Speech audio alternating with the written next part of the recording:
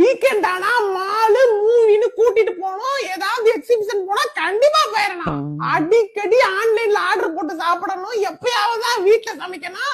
அப்பப்ப late night rights போகணும். Night time biryani சாப்பிடுறதுன்னா எனக்கு ரொம்ப ஃபேவரட். எனக்கு ஒரு ஸ்கூட்டி, உனக்கு ஒரு புல்லட். மந்த்லி ஒன்ஸ் கண்டிப்பா ஒரு டொமஸ்டிக் ட்ரிப் போட்டணும். 4 மாசத்துக்கு ஒரு தடவை கண்டிப்பா ஒரு இன்டர்நேஷனல் ட்ரிப் கூட்டு போயிடணும். Couple calls, couple vlog, Insta reels எல்லாத்தையும் ரீக்ரியேட் பண்றான்.